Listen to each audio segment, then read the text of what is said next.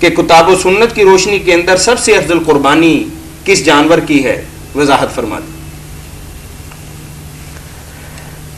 قربانی کے جانوروں کے بارے میں یہ مفاضلہ کہ کس کی زیادہ بہتر ہے، یعنی اس کے بارے میں کوئی وزنی دلیل نہیں کسی کے پاس، جو بھی اپنی توفیق کے مطابق کرتا ہے اچھی ہے۔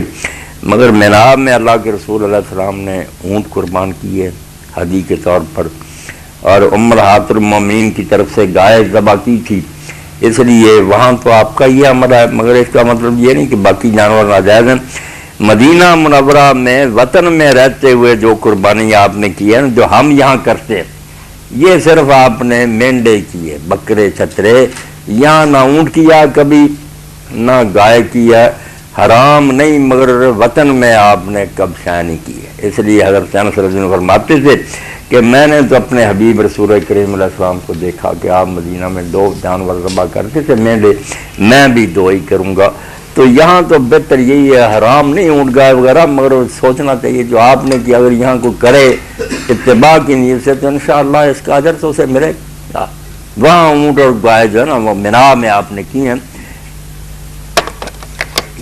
بعض لوگوں نے یہ بات کہی کہ اگر جانور جو اس سے کوئی افضل ہوتا مینڈے سے تو اللہ تعالیٰ اسماعیل علیہ السلام کے فدیہ میں کیوں نہ اور کوئی جانور دیتا، یہی دمبا ہی دیا۔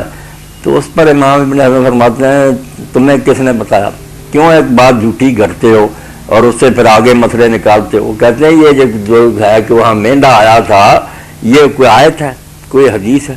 کچھ نہیں۔ ادھر حسن بصری کہتے ہیں وہ پہاڑی بکرا تھا، کوئی کہتا کوئی تھا، یہ سارے قول لے کر وہ کہتے ہیں جب کوئی چیز دین میں ثابت نہیں کہ بس انہوں نے کوئی جانور اللہ کے حکم سے ذبح کر دیا، اب کیا تھا کیا نہیں تھا، خواہ مخواہ لوگ اپنی طرف سے باتیں بنا کر پھر اور درست ہے، لیکن عرف عام میں اور ہمارے ہاں معروف بھی یہی ہے کہ مینڈا آیا تھا۔ ہاں مینڈا آیا تھا، یہ تورات سے لیا، چلو مینڈا ہی ہوگا مگر یہ کوئی مسئلہ نہیں۔ جزاکم اللہ خیرا۔ مولانا جیسا کہ آپ